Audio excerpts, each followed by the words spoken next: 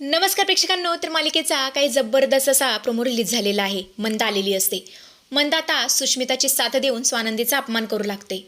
पण आजींच्या एकाच जबरदस्त मूव्हमुळे मल्लिका परत मंदा आणि सुष्मिता तिघीही तोंडावरती पडणार आहेत. नक्की काय कसं होणार आहे सगळं व्हिडिओमध्ये बघूया. जबरदस्त छोटासा व्हिडिओ असल्यामुळे शेवटपर्यंत पहा. चला तर व्हिडिओला सुरुवात करूया. मल्लिका बोलते, सुष्मिता अगं कधी उघडणार आहेत तुझे हे डोळे? तुला खरंच काही कळत नाहीये का? तू न समजण्याचं नाटक करतेस. तुला कळते का तुझी ती महान बहीण स्वानंदी ती नेमकं काय खेळी करते ते? तेव्हा सुष्मिता गोंधळते आणि बोलते, म्हणजे तुम्हाला नक्की काय म्हणायचंय मोमीन लॉ? तेव्हा मल्लिका बोलते, अगं वेडी कुठली, स्वानंदीला या घरातल्या प्रत्येकाचा विशेषतः आजींचा आणि समरचा वीक पॉईंट बरोबर माहितीये. सगळ्यांसमोर ती स्वतः कशी त्यागमूर्ती आणि हिरोईन दाखवते, पण तुझ्या पाठीमागे ती तुला सर्वांसमोर विलन ठरवतीये. अगं तूच या घरची खरी मालकीण आहेस. घरच्या तिजोरीच्या चाव्या तुझ्याकडे आहेत, पण ती वागते कशी जणू काही ती या घरची राणी आणि तू या घरची नोकराणी आहेस. आणि हे सगळं ऐकल्यानंतर सुष्मिता अगदी रागाने पेटून उठते आणि म्हणते, तुम्ही अगदी बरोबर बोलताय मॉम इन लॉ. आता मी तिचे हे मनसुबे कधीच पूर्ण होऊ देणार नाही. ती स्वतःला खूप शहाणी समजते ना. आता मी तिला दाखवूनच देते की या घरची खरी मालकीण कोण आहे ते. तिने माझ्याशी पंगा घेतलाय. सुष्मिता त्या रागाने फणफणत स्वानंदीच्या खोलीत जाते. स्वानंदी कपड्यांच्या घड्या घालत असते. सुष्मिता दरवाजा जोरात ढकलते, आत येते आणि जोरातच ओरडत बोलते, ताई बास झालं, बास झालं तुझी नाटकी. खूप नाटक केली आहेस तू सोजवळपणाची. तेव्हा स्वानंदी बोलते, सुष्मिता अगं काय झालं, असं का बोलतेस तू आणि तू इतकी का चिडली आहेस? तेव्हा सुष्मिता बोलते, नाटक नको करूस ताई. तुझं हे भोळेपणाचं सोंग माझ्यासमोर चालणार नाही. तुला वाटत असेल की सगळ्यांसमोर मला विलन ठरवायचं, माझ्या चुका काढायच्या आणि स्वतः किती महान आहे हे दाखवायचं. पण तुझा हा जो काही प्लॅन आहे ना, तो मी कधीच सक्सेसफुल होऊ देणार नाही, समजलं? तेव्हा स्वानंदी बोलते, सुष्मिता अगं कसला प्लॅन? मी तुझ्याबद्दल असं का विचार करेन? अगं तू तर माझी धाकटी बहीण आहेस. पण सुष्मिता तिला पुढे काही बोलूच देत नाही. तिचं बोलणं मध्येच तोडते आणि बोलते, शटअप. मी तुला कधीच विलन ठरू देणार नाही. या घरची मालकीण मी आहे. तिजोऱ्याच्या चाव्या माझ्याकडे आहेत. त्यामुळे या घरची मीच हिरोईन आहे आणि कायम हिरोईनच राहणार. तुझ्यासारख्या साईड रोलवाल्यांना आता मी माझी जागा दाखवून देणार, बघच तू. असं बोलून सुष्मिता ताडकन तिकडून निघून जाते. स्वानंदीला मात्र खूपच वाईट वाटलेलं असतं. ती विचार करते, सुष्मिता हल्ली अशी का वागतीये? तर आता दुसऱ्या दिवशी सकाळी सकाळी आपण पाहतो तर काय, घरामध्ये मंदा आलेली असते. स्वतःच्या लेकीचं कोड कौतुक तिला बघायचं असतं. स्वतःची लेक या राजवाड्यांची राणी झाली आहे आणि ती कसा कारभार करते हेच तिला बघायचं असतं. सगळा उपभोग घ्यायचा असतो आणि हेच बघण्यासाठी ती तिथे आलेली असते, स्वार्थापायी. मंदा आता जोरजोरा सुष्मिताला हाक मारू लागते. सुष्मिता खाली येते, तिला घट्ट अशी मिठी मारते आणि बोलते, मॉम तुला माहिती आहे मला तुझी किती आठवण येत होती. बरं झालं तू आलीस. तेव्हा मंदा बोलते, हा हा, काय दिसतीये माझी लेक एखाद्या राणीसारखी. अगं सुष्मिता आता तर या घरचे तिजोरीचे सगळे अधिकार तुझ्याकडे आहेत ना. अगं हेच तर बघायला आली मी. अगं तुझं हे वैभव बघून मला खूप छान वाटतंय. असंच या घरावरती राज्य करत राहा. तेव्हा सुष्मिता बोलते, हो हो नक्कीच करणार. ए सुनीता इकडे ये, आईसाठी काहीतरी खायला घेऊन ये. तेव्हा मंदा बोलते, मी काही ते खायला नाही आलेले, माझ्या घरात खूप खायला आहे. म्हणजे तू तुझ्या आईला फक्त खाण्यावरच भागवणार आहेस का? विसरलीस का तू? अधिक महिन्यात मी तुझं कसं कोड कौतुक केलं होतं, तुझं आणि जावई बापूंचं. अगं केवढा खर्च केला होता मी. मग आता तू सुद्धा या राजवाड्यांची मालकीण म्हणून तुझ्या गरीबाईचं काहीतरी कोड कौतुक कर ना.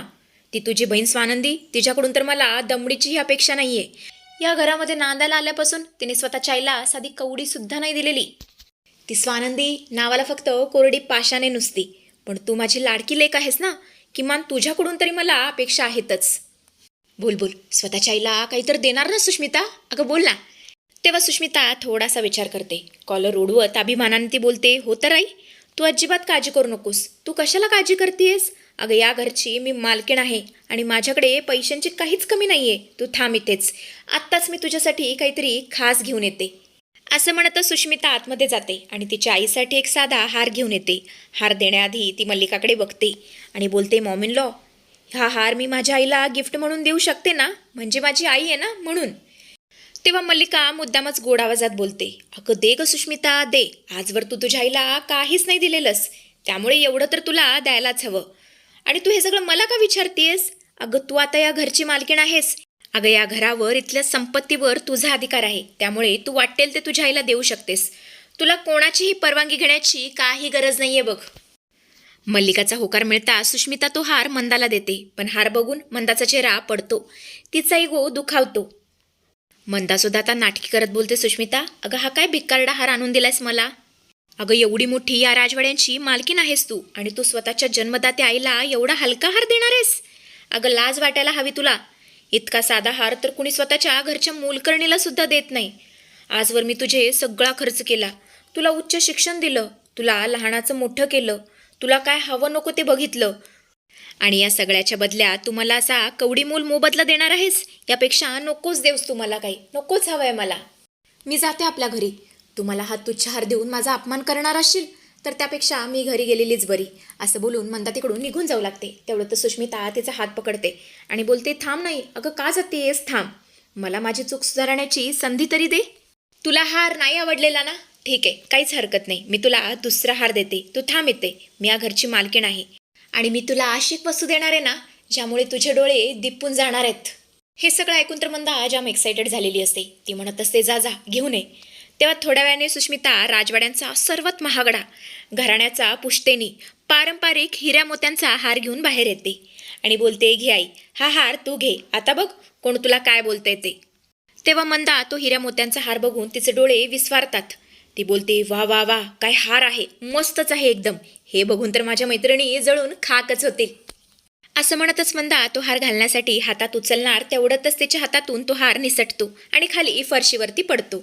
मंदा तर तो हार उचलण्यासाठी खाली वाकणार तेवढ्यातच इथे आजींची एंट्री झालेली असते. आजी तो हार पाहतात आणि स्वतः तो पडलेला हार उचलून घेतात. तो हार बघितल्यावर त्यांचा पारा 7व्या आकाशाला भिडतो. आजी तर रागाने लालबुंद झालेली असते. ती बोलते, सुष्मिता, अगं हा सगळा काय पोरखेळ लावलायस तू? हार इथे कसा काय आला? आणि हा तर आपल्या घराण्याचा पारंपरिक हार आहे आणि हा हार तर मला माझ्या सासूबाईंनी दिला होता. हा असा कसा तू कोणालाही देऊ शकतेस? अगं तुला या घरचं काही भान आहे की नाही? काही मर्यादा आहेत की नाहीत? पण ही सुष्मिता पुन्हा आजींना उलटं बोलायला सुरुवात करते. ती बोलते, मी का नाही देऊ शकत? मी तर या घरची मालकीण आहे आणि एक छोटंसं गिफ्ट म्हणून मी माझ्या आईला एवढा हार तर नक्कीच देऊ शकते. आजवर तिने माझ्यासाठी काय नाही केलं, त्या बदल्यात एवढं द्यायला काय बिघडलं?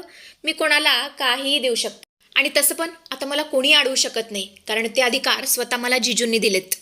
आणि हा सगळा गोंधळ ऐकून तिथे समर आणि स्वानंदी सुद्धा धावत येतात. घडलेला प्रकार बघून दोघांनाही खूप मोठा धक्का बसलेला असतो.